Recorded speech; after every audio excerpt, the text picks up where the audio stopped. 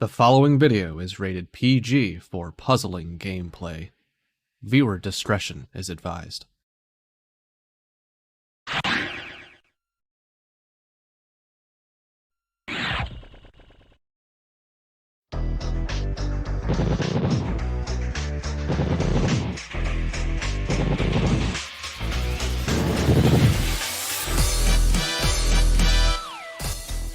Our giant killer from the last Tetris Attack tournament is about to make their tournament debut, and their opponents will be looking to crush as many of their foes as they can. It is the 6th seed 6 and our 19th seed Kariohki.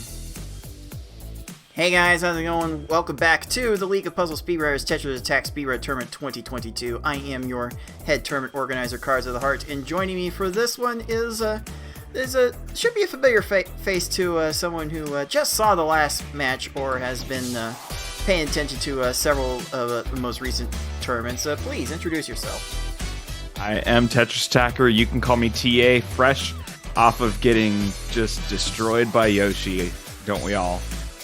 Excited for this one. Six making his tournament debut, and yeah, you said the Giant Slayer. That kind of has fit for him so far. We'll see how this tournament plays out for him. Yeah, can't wait to see what Six will bring to this one. Such a good progress we've seen from Six since he first started with the 2020 tournament. And Kariohki is just here for the ride. I'm not sure she plays too many of these games outside of tournaments, but she's been popping in and showing her stuff, and it's been so good to see. So hopefully we'll have a very entertaining match here. But first, if you're just tuning into this game for the first time and you're not exactly sure how it all works, allow me to take a couple minutes of your time to show how this game works and how we are playing it in this tournament.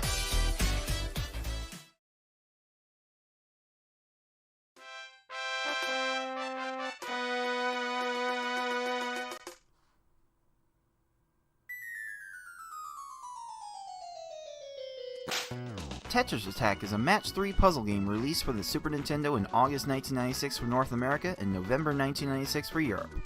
It was also broadcast on the Japanese Teleview service from November 1996 until the service was discontinued in June 2000.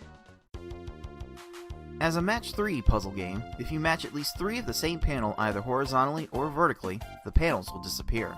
To win, however, you'll need to do more than simply match 3 at a time. You need to make combos and chains to not only prevent your gradually rising stack from reaching the top of your playfield for a time, but also send garbage to your opponent to make their stack reach the top of their playfield. You make combos by matching more than 3 panels in a row at the same time. They don't keep your stack from rising for very long, but they do send small garbage blocks to your opponent that can quickly add up if stacked correctly.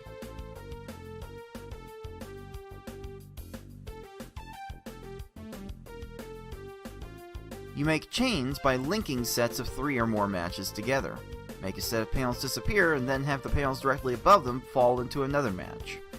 Not only does this keep your stack from rising for a longer period of time, but it will also make thicker garbage blocks that will be more effective at actually filling out your opponent's stack to the top.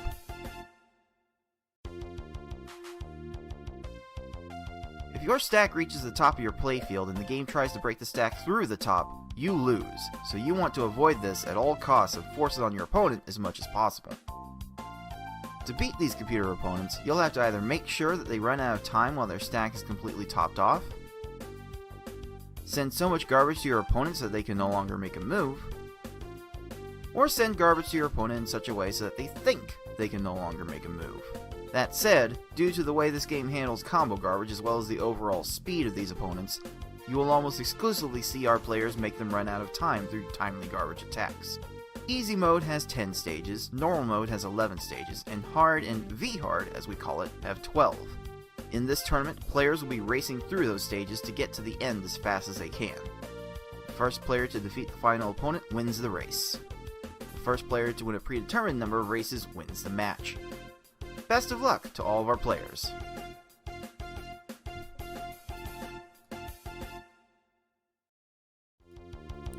We are in the middle of our pool stage here. We started with 20 players. We divided them into 4 groups of 5 players each, and we are having them duke it out in round-robin combat in 1-player versus com races. For the group stage, the pool stage, I expect to continue to be using those terms interchangeably, considering we just switched our tournament hosting resources over from Challenge to Smash.gg, and yeah, the terminology does change a little bit, but it so far is proving to be for the best. But for this pool stage, we are playing all of the game levels in the 1-player versus mode: easy, normal, hard, and V hard. And for the first race, both players have picked a level to play on first, and then as we go through, the loser of the next race will pick a different level from the remaining list until all of the levels have been played, or we have a winner. And if we do get to a game 5, we can open it up again and play it on any level we desire, at least the loser of game 4 desires. And once we get through all of that shenanigans, we will send on the top 2 players in each pool to the final bracket. And as we can hopefully see from pool 3 here, TA, 6 is going to be starting off his journey to be one of the top 2 seeds in this group, and is very much poised to do just that. Yeah, as the number 6 seed, he's certainly a favorite to be one of the 2 advancing. He's proven in the past that he might give you a run for your money in your matchup for that top seed. But look out in this pool. Today's match might not be a giant challenge for him. Karaoke is great fun to have here. Has a lot of fun with the game and can definitely put up some respectable runs. But the rest of that group is going to get interesting. Gamer and Lunar both have a way of making it every time within, as our friend Tayman would say, within the margin of troll. So within the margin of RNG is another way to put it. You just got to keep it close enough that the randomness gives you a shot. And so that's how a lot of this bracket's going to play out. But 6 here in today's matchup certainly looks to be making his tournament debut on very favorable footing here. A lot of great times, top 10 with the exception of V-Hard there on the leaderboard times, and very consistent when he's in no reset race mode. One of the most technical players in our field, and oddly enough, at a different speed, I feel like Carrie's one of our most technical players too. But just at a different pace. If you follow at all in our Discord, Galloping Conch, one of our community members, absolutely loves going through and tracking for crush kills, conch kills as we've taken to calling them. Carrie, every tournament has a couple of some of the best looking crush kills and most creative ways of getting it done. Maybe not at speed, but certainly it looks cool. And swag points matter here. Yes. I've definitely been entertained to the thought of making those swag points actually matter for tournament play, and that's something we can definitely revisit at some point, because the swag is always fun to see here, and Karaoke always manages to bring something swaggy, if not actually making personal bests of her own. I believe she actually did improve 2 of her times, I think in normal and hard, during her last match. So she's going to be looking to make some even more progress on that front, all while crushing as many opponents as she can along the way. And I expect for 6, he will be looking to try to beat all of his opponents in one attack. Beating them all in one is definitely a thing that 6 emphasizes trying to do whenever possible. So we will be looking to see both players try to accomplish their objectives whenever possible today. But let's not delay this any longer. let's get on with this Pool 3 matchup. Number 6, the 19 seed Kariohki coming at you right now.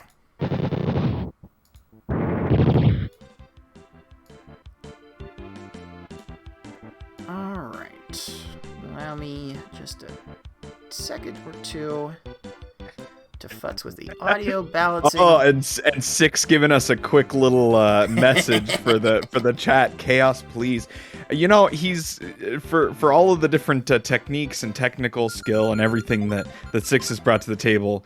The number one thing that he always advocates, even the hardest for, outside of all of that, is that he wants chaos in these tournaments.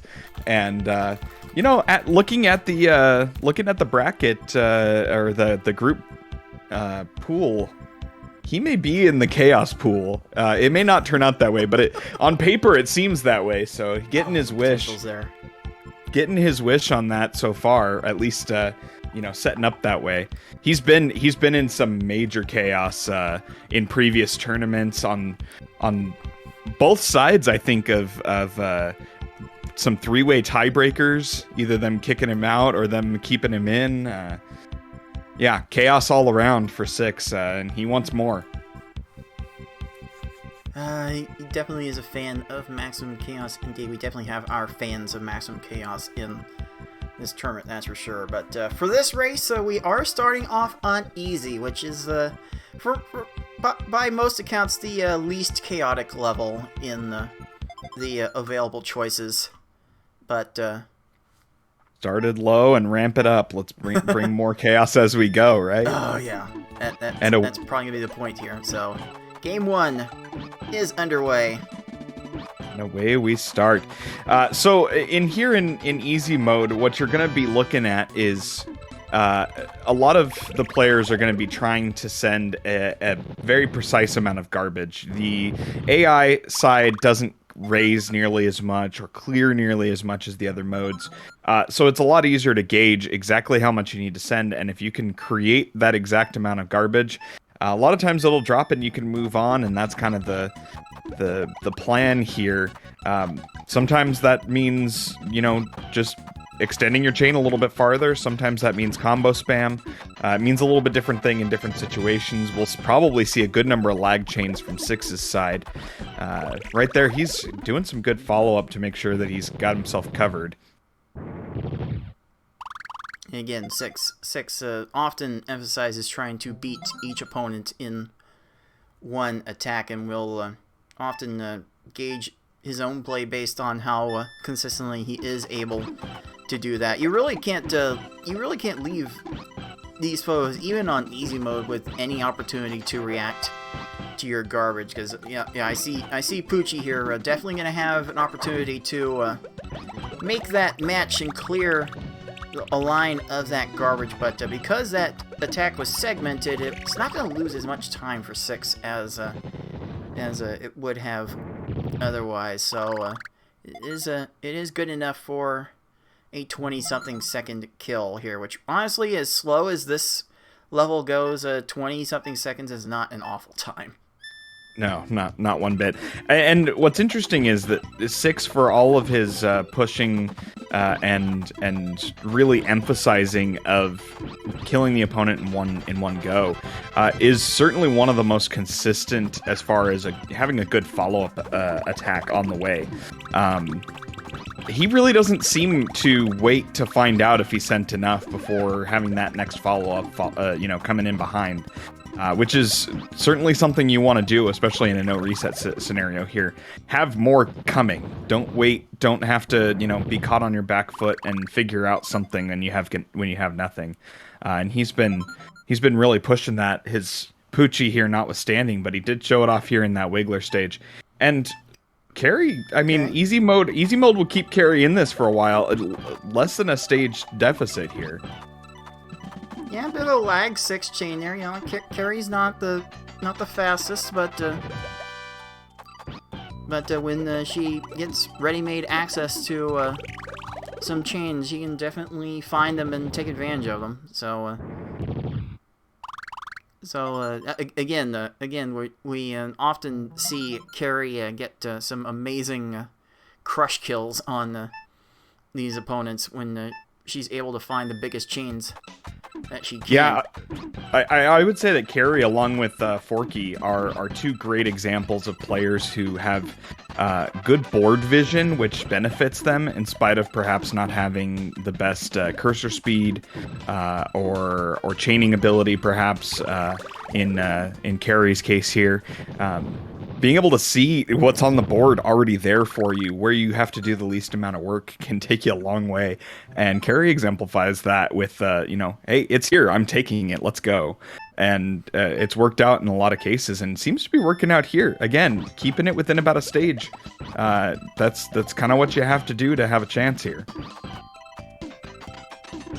I mean, easy mode is where it's going to be its most difficult to come back, seeing as how we only have 10 stages compared to the customary 12 that we may be used to playing on the hardest levels. But I don't know, if you don't send enough to your opponents, especially at the end, you never know. Could end up losing 10-20 seconds in one go, and this, you do that enough times here, it's just look out. It may not be completely as simple as a easy mode, speedrunning easy mode can be made out to be sometimes. Yeah, and one thing to consider is speedrunning easy mode for a time and speedrunning easy mode in a no reset scenario here feels like completely different beasts, maybe even more than some of the other modes. A lot of the mindset carries over when you're in, say, hard mode.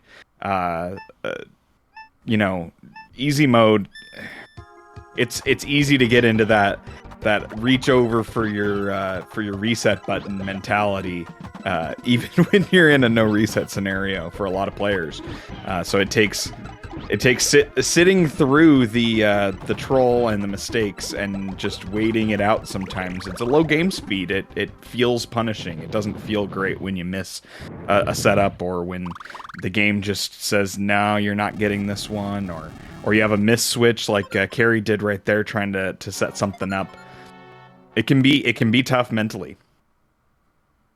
Yeah, the slow speed is definitely a thing for people to get used to, but so far 6 has been used to it decently well and is moving on to the final stage of our category, getting that swap in just in time for the X6. Probably needed that extra line with the follow-up. Wasn't even enough, even with the follow-up. The secondary follow-up was needed there. I think 6 knew that from the start too, and was working on making sure that fell quickly enough, but finishing it off. Getting all the way through plant. Very good solid time. 6:21 for our 6 seed. Nice.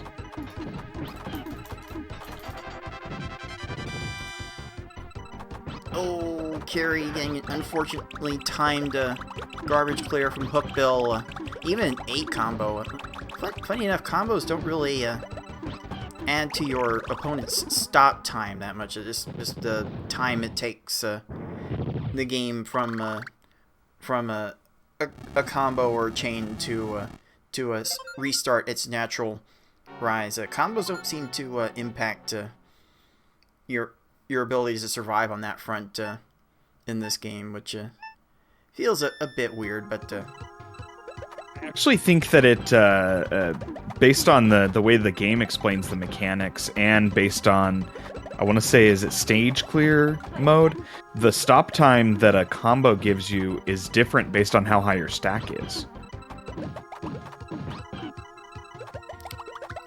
Yeah, I know Pokemon Puzzle League has a point where if your stack it's really high, you do get some multiplier to your stop time that I have not thought about considering. But look at that swaggy combo to finish it off, Carrie. Always, like I said, style points matter. Here's the swag, and finishing with a respectable 755. Oh my, that I wonder. I wonder. Oh, you wondered the same thing I did. Okay, we're gonna check here. That's close, isn't it? Okay. So I did forget. Carrie has a 7:30 in easy mode. So for her standards, that is a very nice time. Absolutely. But easy mode is not the nice time that most people tend to want. Those that play Pokemon Puzzle League might be more familiar with the next level that we are about to play, and it is, find it in my list here, normal.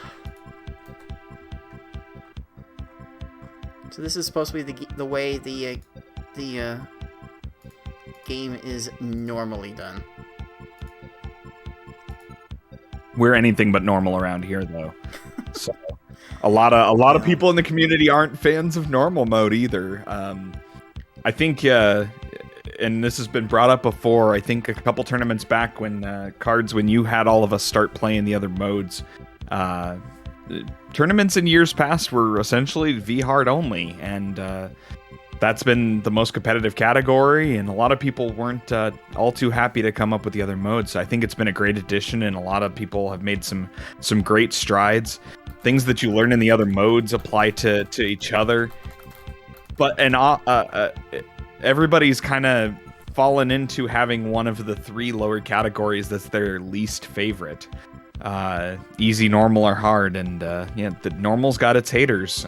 Normal's got its proponents too. So we'll see how it shakes out for the players today as we get going. Round 2. I don't think I hate normal, but I think it's the one that I have the least figured out, which is kind of telling when the second place player in the category says they don't have it completely figured out. But, yeah, well, in any case. That sounds like Pokemon Puzzle League V-hard. The world record holder claims to not know a whole lot about it. Well, we've got comparable results here. Six's stream appears to be about let's call a karaoke stream like 3 seconds in the past compared to our 6th seed. So the deficit after the first stage is really close. And normal mode, we generally want to see like that attack for 6's bumpy 6 lines is usually the amount that works. That bumpy should have been down 3-4 seconds quicker. And okay, Carrie's bumpy is doing the same thing, just burning time. Just making random clears just to burn clock. The timer scam is so strong in these games. Oh, nice swag chain, lagging, and mixing combos in there from 6. And it wasn't enough. I've fallen into that trap. I've fallen into that trap a lot. And it's a common trap when you're at this level where you're mixing lag chains in. You mix in this great X5 lag chain. It goes off really fast. You saved time because it didn't have to go extra steps. You throw in some combos, and it's still 1 line short. That's just... It hurts, but it also looks really nice.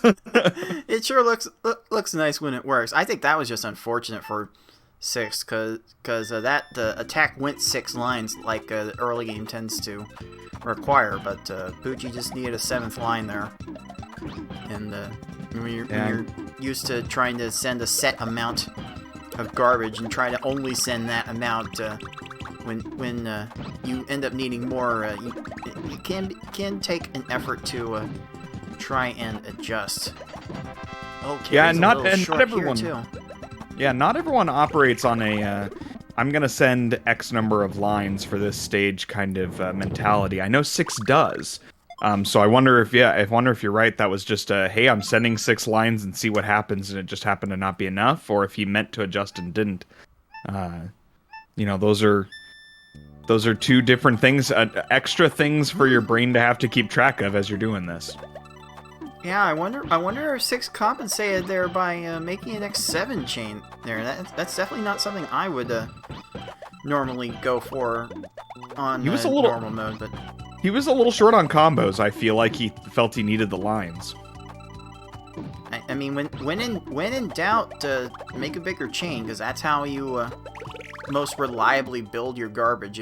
The number one goal of these stages is to top off your opponent, and if you can't make the combos to help fill out the stack, your only option is to make the chains, and that one's a little short for 6 as well, leading to the garbage clear. Yeah, I mean, if your choice is make a bunch of combos and not top off the opponent, or chains take a little bit longer and keep them topped off, always pick topping off. That's that's the number one priority there. Carry with some chains, some combo spam. I think she's gonna get cleared on though. Oh, Blarg going for the left side block instead of the right side block. And again, here we are within about a stage, and this one's normal mode. One extra stage from the easy mode and a slightly bigger variance in the cave RNG. This one could get interesting depending on how that shakes out. Especially with 6's follow-up not being enough. 2 lines short. Oh, yeah, I mean, like, you can't think that Lunchfish should have anything left, and that's virtually gonna leave a faster Lunchfish crushed. so at least 6 got the job done there. Big ol' garbage block there on Carrie's side, not leaving that one up to chance. Let's see if the shake time gives enough time. Nope. And Lunchfish, 28 versus 6's 30, gaining little bits of time here and there. Carrie keeping it close. Let's listen in on 6's Raphael. Right into a combo for Raph for the garbage clear. That is going to waste a little bit of time as that garbage transforms. Oh, follow-up should be good there. Okay. Alright. That's a 24. And that is definitely a time that will make one sweat it just a little bit. And hey, don't look now. Carrie made up a few more seconds. Yeah.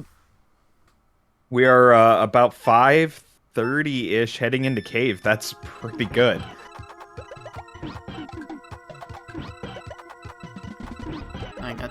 It's a time that 6 might be worried about having 6 heading is into cave, but 6 really is like right on the tail end of a lot of these chains. He's barely getting to a couple of them. I wonder if he's getting a little frustrated on board vision, but he's got the speed to make up for it. And a 25 is not too bad on a hook build that really could have trolled him a lot worse. Carry with a 23, picking up a couple seconds. Yeah, you cannot let these seed numbers fool you. 6 might be the 6th seed, Karioki might be the 19 seed, but the action often gets very, very close around here. So it's you can't really use that to completely judge the skill level of our players. All the players that enter these tournaments are and enter them regularly are generally very good. And absolutely. And even with that 6 dropping his opening chain, his follow-up chain hit a little lopsided time-wise, and some clearing happening from Piranha to penalize him for it. Meanwhile, Carrie with a strong follow-up, but not quite enough. Drop it, Carrie. Oh no, the horizontal. Oh, the horizontal. No, the slow burn to the garbage clear. Oh, that is just unfair. Oh, that was any speed at any time. That was the opportunity. If good Carrie follow-up. had found anything more. A trolley Kamek, last stage here is Kamek. A trolley Kamek could still do it.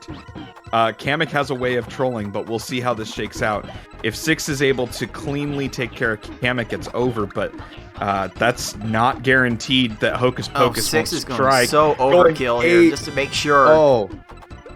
And that's a garbage clear. Oh my goodness. Oh wow. On a big ol' fat X8, this is Carrie's chance. Oh, wait, what do we got? Carrie doesn't have enough. No, and there's the finish from 6. That's a crush. That's a virtual crush at 7 minutes, 54 seconds for our 6th seed. Oh. Six remarking in the race chat that it was a bit nerve-wracking. And Cards, correct me if I'm wrong. I think Carrie just PB'd. I think that was a significant PB. A very large PB based off of the leaderboard. Yeah. Her PB last week was a 909, and this one 815. Wow. And with two very major, especially that Piranha, just an extremely major troll. That could have been sub 8.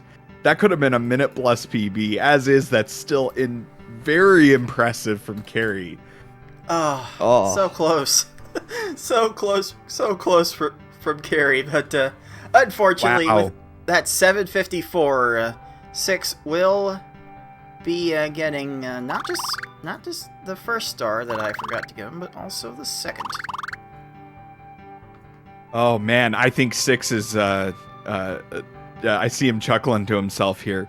Like, what are you gonna do when someone drops a minute PB? Like, making it way closer than he felt than that should have been. We'll see how the next round goes. 6 clearly the favorite in it, but Carrie making a game of it, and I love to see it. Every in tournament PB is a win for everyone watching. That's fantastic. And you commented, was it just last week Carrie got 2 out of 3 PBs yes. in rain? I mean, I think every tournament Carrie's gotten at least 1 or 2 PBs, but this is a very, very big chunk improvement. And Carrie wants to go over to the other level where she got an improvement last week. It is going to be hard mode. Let's go hard mode. Now we see all 12 stages. Now we see some level of variance. I think with Carrie's skill level, hard mode would be the better opportunity for her to get a win. I don't think she was particularly pleased with her V-hard performance last week, so. Yeah, and you have to think that if the other player is faster than you or has generally faster times, I mean, bigger variance than V-hard has its advantages, but if you feel like, I mean, in 6's case, when bad RNG hits, he's one of the best at capitalizing on the opportunity to staunch the bleeding. He's able to pick up the pieces and follow up and repair his attack faster than a lot of people. And V-hard, you have to be really good at that. I would figure that hard mode, yeah, it's going to troll you a little bit, but picking that back up is probably going to be a little bit closer skill-wise between these two runners. So I would think that would be a little bit of, maybe not more of an advantage Carrie, but less of an advantage 6. Alright, so 6 appears to be off to a bit of a 2-second head start here, so let's keep that in mind as we start Game 3 here on hard difficulty, or as 6 likes to call it, pink hard, and starting off with an immediate garbage clear. At least it was quick for 6, so it is leading to a 15-second time, and Carrie is right there with a 19. Yeah, high stacks there on the side there from Lakitu. Didn't require nearly as much garbage output from Carrie. Keeping it close. Let's see another close match here, and Carrie's poised to do that. Yeah, very hard to get separation early on at any of these levels, really. So this should stay close for a little bit at least. 6 rallying off another 15 and oh, nice lag chain from Carrie. Okay, I see you. And a lot of combo garbage. Mostly combo garbage. Where'd the chain garbage go? Where'd Carrie's chain garbage go? I think it got eaten. Carrie had an X5 chain. I never saw that garbage fall. Oh, wait a minute. Wait. Hold up. Hold up. That's a 5 chain from Bumpty. What is this? Excuse me? Okay, I may have to go review the tape on that one. I'm sure Carrie did an X5 lag chain, and I never saw that garbage fall. I never saw that block. Yeah. Oh. That's not the right thing to be clicked on.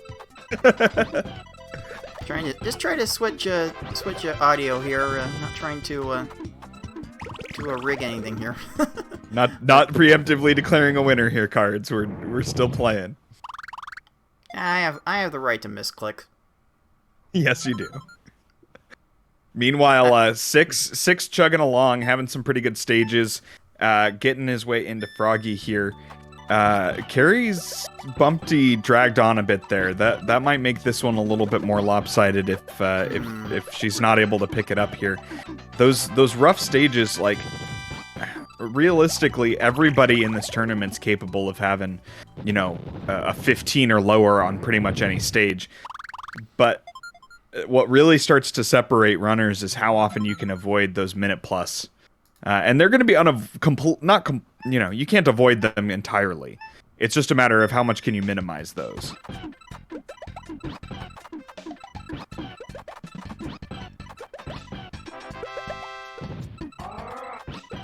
Okay. 6 is following up somewhat nicely here. That should be enough for a little bit of a slow burn to the 18, but that honestly feels kind of good when an 18 is one of the slower times of the run so far. He is just flying. Yeah, very, very nice pace here. Kicking it into gear after that normal mode didn't go the way that he, I think, wanted. 6 is not a particularly emotional player. He's very calculated, but I wonder if emotions are playing in with how close that normal mode was. Maybe that kicked his brain into gear a little bit here. Yep, another 18 for 6, looking to get a very solid sub 5 entry into the cave. Possibly looking to get a sub 7 time. Going to an X6 chain there with only a couple of combos. X6 lag chain. He was trying to go X7 and didn't get the swap. Let's see if his combo spam's enough here. When in doubt, spam combos. Timing unfortunate again, and Carrie is running into some rotten luck of her own. Just getting that through that Froggy in 49 seconds. And, well, I think for 6's sake, if that's his rotten luck, exiting or entering cave at 440, yeah, I think he'll take that rotten luck. as would a lot of us. But yeah, this lead is 3 stages with 4 stages to go. So, whew, it's gonna take a troll unlike just about anything we've seen before. It might have to be some unforced errors too. Ooh, Hookbill almost ran out of time there, I think. Yeah, it would need to be a combination. That opener there on Hookbill for 6 was not particularly clean, like his last few have been. Didn't get punished too harshly for it, but a 28's certainly a cooldown from the pace he had been on.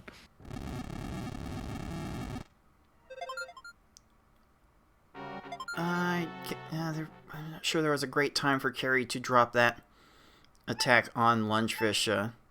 He was covered with garbage clears the whole way through. Oh, I think 6 wanted to make a 5 combo with the Reds, but just couldn't. Nice combo follow-ups from Carrie on that one, including that nice little 8, keeping that from dragging on too long. 6. Very good. It needs to drop some of that garbage. Those greens are going to be a clear, and we'll see. It's just going to be a time waste. This should be fine. Yeah, that arrangement Sometimes the block arrangement off of the bottom of that will lend them to keep chaining off of that combo, but luckily that didn't really work out too well for Plant.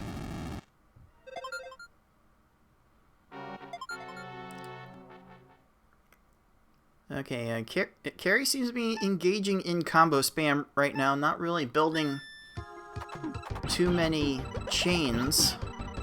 Yeah, with that high of a stack on Raven, I don't really blame her for it, though. That's certainly something that could work. Here it goes. Oh, it looks like, yeah, Kamek was caught in a really tight spot. Some accidental clears left Kamek with no good way to make the yellow combo for that garbage clear, and Six is on his way to beating his normal time in this hard race and sweeping this match. That was one of those Kameks that scares you, because you saw Kamek setting up to do a lot of ugly things to you, and then accidentally cleared some of the blocks that were needed to clear the other blocks, and it worked out in your favor. But the nerves when you see that and you go, oh no, here we go, hocus pocus, no. Oh, and Bowser with a relatively quick kill. And yeah, like you said, in a better hard than a normal, and that worked out in Six's favor. Nice time, nice finish, closing it out from Six. Yep, that is a 734 for Six. Definitely gotta feel a little bit better about getting that.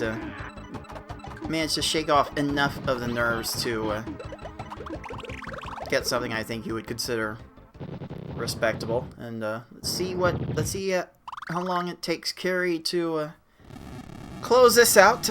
Definitely encourage people to finish their runs whenever possible.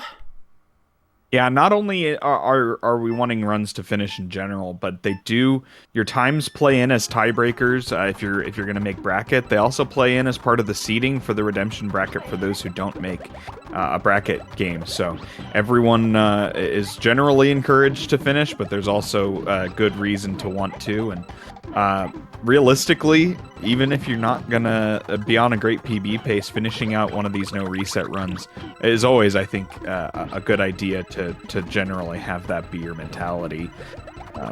You're not doing PB resets here. You're finishing off one of these opponents, and sometimes just seeing the metaphorical see the ball go through the hoop. Sometimes that's just, oh, hey, yeah, Piranha can be beaten. All right, I can do it next time. Just got to visualize it for the next go-around.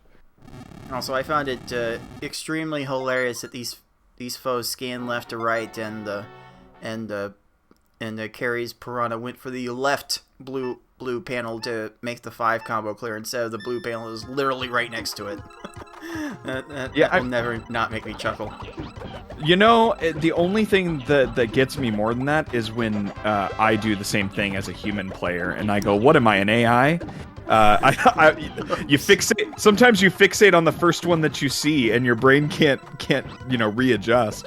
So it's definitely an AI behavior, but occasionally that feels very human. All right, there's a nice little bounce back. Yeah, very respectable Kamek. Don't let Kamek start trolling you. Keep the hocus pocus at bay, and here we go into Bowser. As you mentioned earlier, Six calling this one Gentle Bowser versus V-Hard Bowser, who has a way of just trolling everybody at one point or another. Carrie's setting up a few things here. That's a piece of tech that I would suggest for anyone who's working on trying to get a little bit quicker at maybe more the beginner speeds or intermediate speeds. Sometimes don't be afraid that you have to start your chain first thing right away, and then if your cursor speed's not good enough to get there, you don't get there. Work on setting up 2-3 pieces down the road and then go, and that's certainly a great way to improve your reliable attack and your consistency. And a 41 is not a bad time on Bowser for the closeout there. The advanced setup of the chains is definitely a thing that can help people get better times faster. But so remember, if you want a minute PB like Carrie, use some of those techniques. There we go. And know your limits is probably the biggest takeaway from that nugget of wisdom. But Carrie finishing here with a respectable 11:04, but 6 is just too much today. That will give 6 the 3-0 and the win. Very solid work all around from our competitors, but 6 today was too strong. Our 6 seed showing his powers. That second match, Gary made it very close, but when you have, it hasn't quite updated here, but let's see if the standings will update. But when you're going up against someone like 6 projected to advance out of this bracket, you just can make it close and give yourself a chance, and Carrie did that. 6 showing why he's the 6th seed and the favorite to advance out of this group, though. Yep. 6 definitely showing he is a force to be reckoned with, and I just had to switch scenes over for a minute to get the browser refreshed here. So it is 6 and Lunar Chimera at the top of Pool 3 right now with 1-0-3-0 victories to their name. I am right there with a 3-1 over Gamer X459, who is definitely not out of this running by any stretch. Gamer is a very fierce wild card, to be sure, but 6 showing just why he has shown so much progress over this past year. Yeah, don't let standings this early in a pool or group stage fool you. This group's got a lot of good players who are gonna really take a crack at each other. And Carrie putting Gamer and Lunar in particular on watch, and perhaps even you cards. Be careful, or you might drop a game. Carrie's coming for you. Not necessarily just an also ran here with some of those time improvements that she's been putting up. This particular group's going to be a tough one to judge up until I think probably the last week. Things will start to clarify in 2-3 weeks as more of that crossplays happen. But I think it's going to be a little bit of a shootout from a lot of different places, trying to see not just who advances, but in what order. I think that's going to be part of the drama here. Yeah. There's still a lot of moving parts left to this pool. I think I've dubbed this the group of death. I'm not entirely sure if it's particularly more deadly than pool 2. I swear I think we've got names for all of these pools figured out right now. Pool 1 is let's see, Yoshi's Island. Pool 2 is the group of Tilt. Pool 3 is the Group Chaos. It's this year's Group Chaos. Like, let's just be real. Yeah, let's just pick that as the name, Group Chaos. And Pool 4, I believe, has been termed the Deep End. And the Deep End, yeah. And the next 2 matches we will be seeing today are from that Pool 4. We'll have our defending champion FFR Pro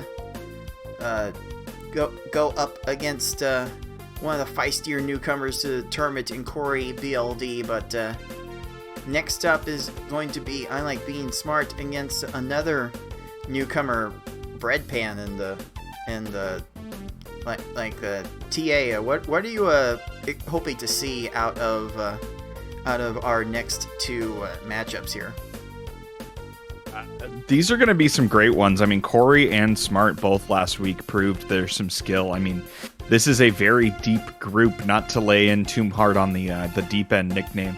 And Breadpan is this is the debut for our 20 seed, who honestly has some good times in just a month of qualifiers. So we're that's an X factor for sure. I mean, we know what we're going to get out of FFR and out of Forky, some fantastic play.